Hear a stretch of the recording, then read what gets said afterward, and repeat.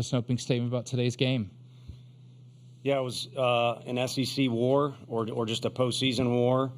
And, in that situation, if you had your druthers, you'd like to have the last at-bat because, the ninth inning is going to be full of drama. But I think our kids kept their composure in that ninth inning, including Ariel in a real tough play. You don't want to see anyone get hurt there, but that was kind of a do-or-die deal where you couldn't shy away or you had to make a decision with what you were going to do. So that, to me, was kind of the theme of the day. I know it was an exciting win, maybe not the the sexiest or whatever you want to call it, but there was a lot of teammates taking care of teammates, a lot of coaches picking up players picking up coaches with decisions and things like that.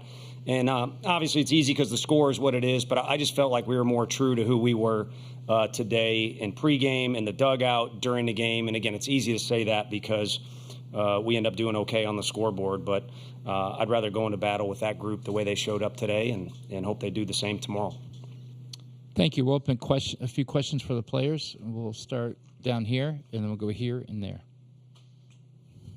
Kendall Rogers, D1 Baseball. Cal, I guess just looking at the job that Aaron did against that lineup, he kept them from getting in any kind of groove at all. What did you kind of see from him stuff-wise?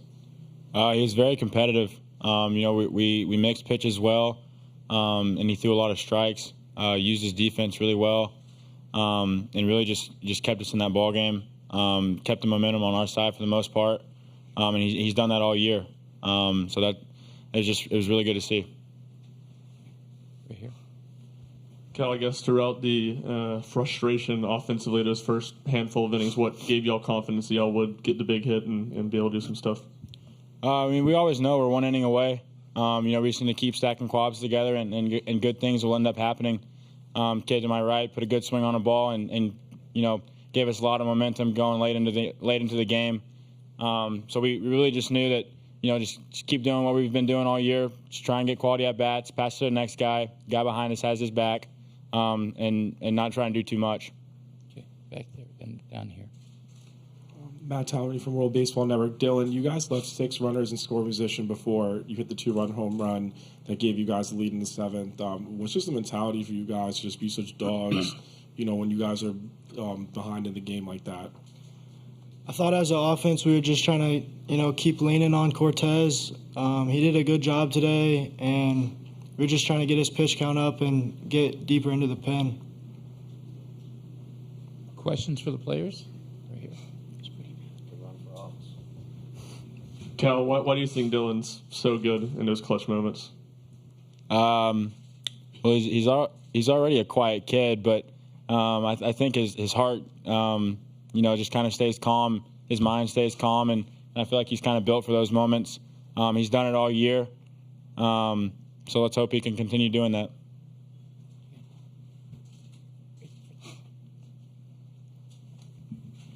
Aaron, what was able to make you so effective today? It looked like they were having trouble with that spin a little bit. Yeah, I would say that I had some struggles throughout the game just with command a little bit, so I had to adapt with my mechanics. I had to, I was missing some fastballs up, so I had to, fix my mechanics and make sure I could get the ball down. The curveball was definitely there. Same thing with the curveball. I had some times where it was more horizontal than vertical and opposite, so just dealing with what I had in that particular at-bat or inning or whatever.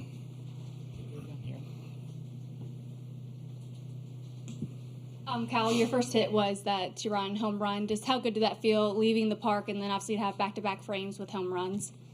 Yeah, no, I felt pretty good. Finally, getting that first hit out of the way, whatever. But no, it felt good. Every kid dreams about playing at this stage, and then being able to do that late in the game like that was pretty cool and something I'll never forget. And then I feel like it just kind of kept us rolling momentum-wise, and I think that was in the 8th inning. So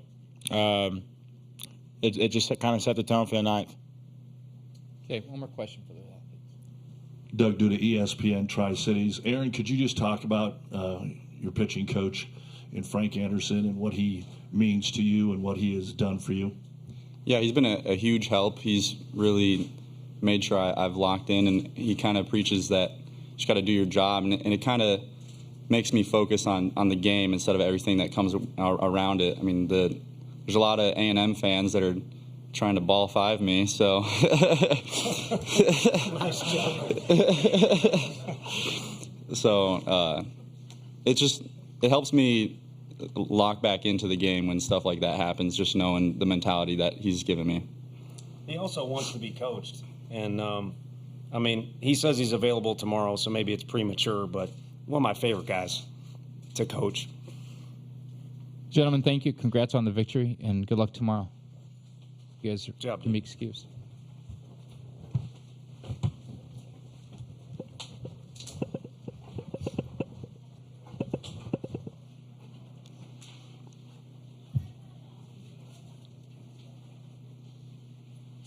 You go 1, 2, 3, real quick, and 4. Go ahead. Tony, I wonder if you could, Tony, right here to your right, if you could elaborate on that with Aaron and also the performance by Drew today in his last game. He's just awesome, man. I mean, he's got that stupid chuckle, and obviously he's got some talent, but he's so receptive to anything that you bring to him, and he's so easy to have a conversation, and he's got a real good balance of believing in himself, which, you know, these kids all see swagger and they listen to rap songs and stuff like that, so they have their chest out, but there's got to be a decent combination there. You should think you're the best when you're between the lines, but you also need to realize you wouldn't be between the lines without all the people that helped you, whether it's his family's awesome, and we're excited about his brother coming here next year. But there's a lot of coaches besides Frank that have helped put him in a position, and it applies to other players too. And in this day and age, you see it fading a little bit. And I've kind of had combos with a couple of their guys just because we've been passing the stadium. There's a lot of kids that are really talented for both teams, but also a lot of kids that just do it the right way. And it's helped both teams maximize what they have on their roster. And Combsy's fun as hell. He'd be a fun hang, man, but I guess I'm too old.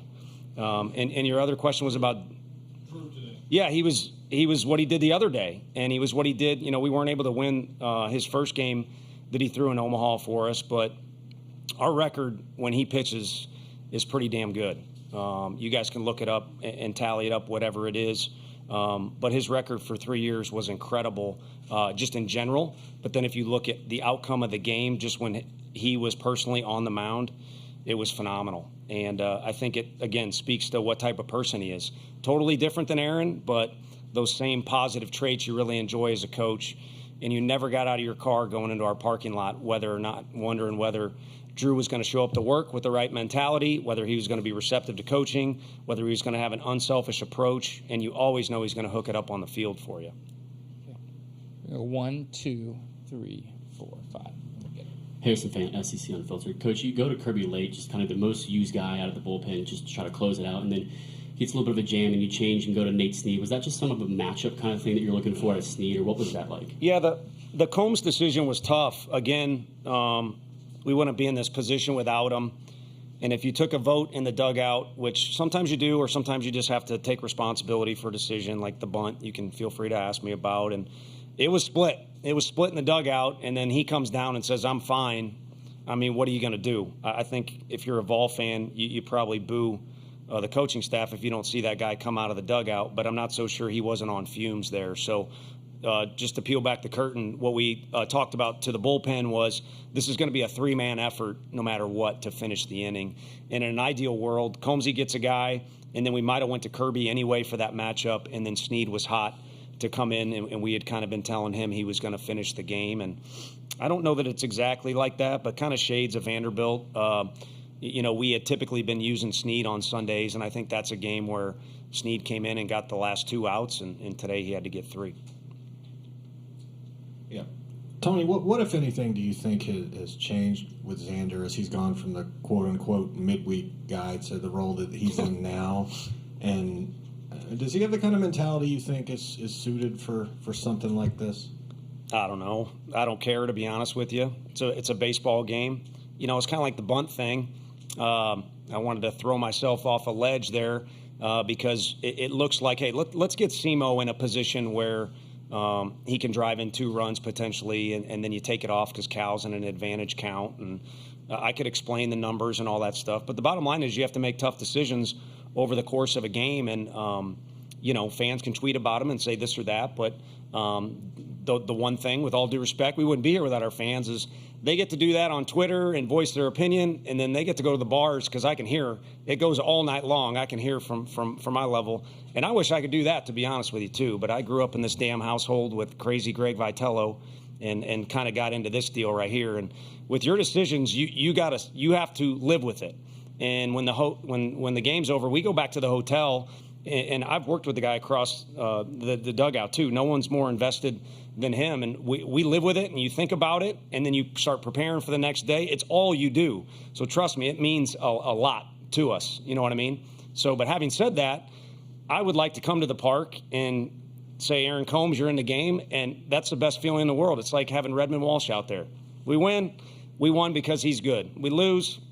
I'll go ride or die with that guy any day of the week. So, we got a ball game tomorrow, and Xander's going to get to pitch again. To me, I'm more excited of the fact he gets another opportunity to run out there and do whatever the stuff is that he does. And I think, his progression has been just getting more comfortable. I mean, you got to kind of navigate through certain situations, whether it's pitching on the road, pitching in the postseason. You build up reps, and if you're smart, you got some aptitude, you probably get a little bit better at it.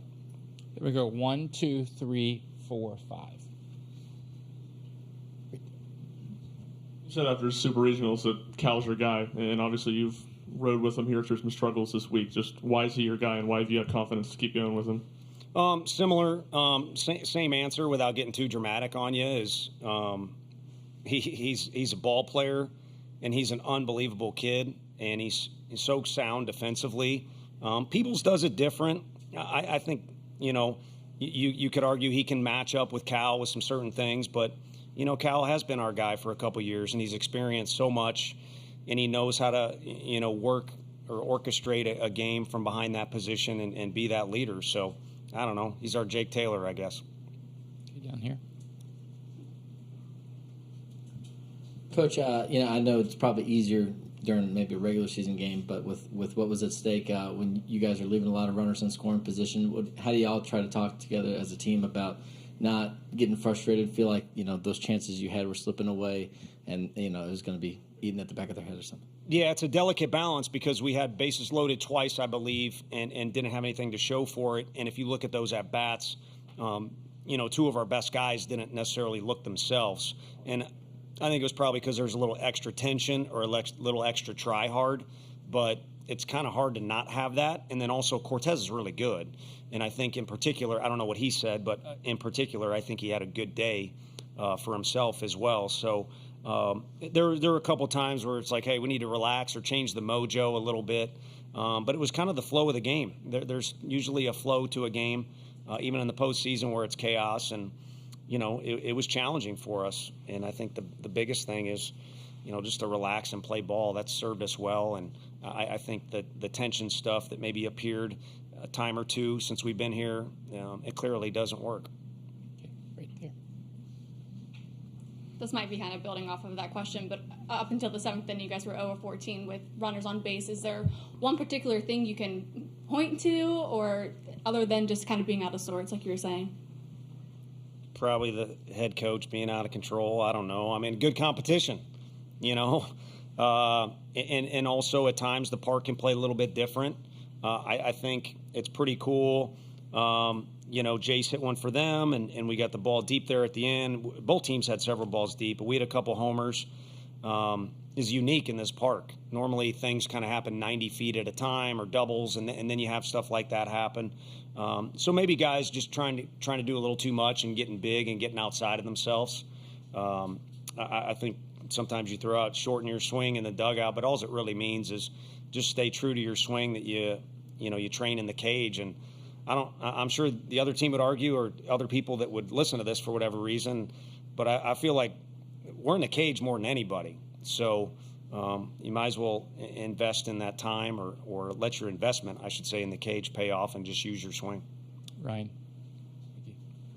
First of all, solid Jake Taylor reference. I heard Thank that. you. Yeah. I did see a couple faces that were like, who the hell's that guy? He's not on either roster. But, all right, so walk us through the next 25 hours for you. Like, are you going to stay up all night going through scenarios, or what is your routine? No, I left one of my damn AirPods. I pulled a Xander and left one of them, so I had one in, and I could still hear the party out on the street So last night was tough to sleep, but I'll put both those things in, and you just go sound machine, brown noise instead of white noise. For me personally, you can make your own selection. But yeah, you got to eat, you got to rest, you got to say hi to your family. Got some friends in town, so probably can't take in Omaha the way they will, but at least say hi to them. And I think you just got to be a dude because, they're probably chomping at the bit to get back out there and the old backyard baseball redo or rematch.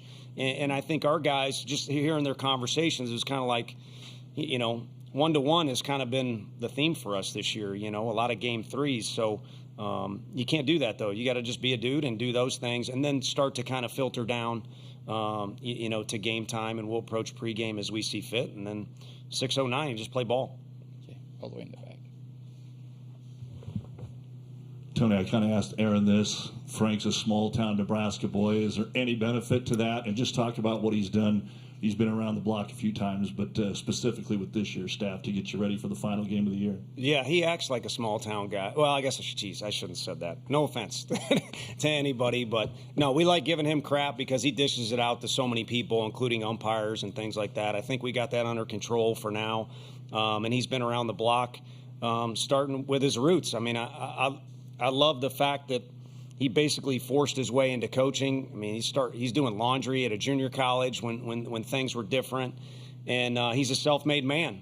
And he's been in about every situation you can imagine, including the situation we're in tomorrow. But he's just given me comfort from day one. One, to have somebody that had head coaching experience, somebody that could relieve the stress of kind of what's the most important thing, coaching up the pitchers.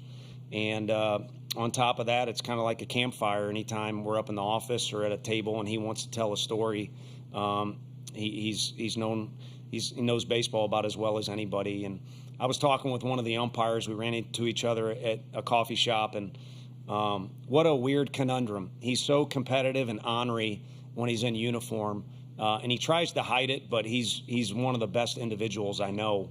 If someone's sick, he's the first one to do, just get soup for somebody, which these kids all DoorDash crap now. I don't know if he knows that or not, but he's one of the more caring and kind-hearted guys there is, which is insane if you haven't been next to him, because when he was at other schools and we were competing against him, I would have thought the opposite. Let's put it that way. So a benefit just to having him on our staff, and certainly a benefit that he's got the experience that he does.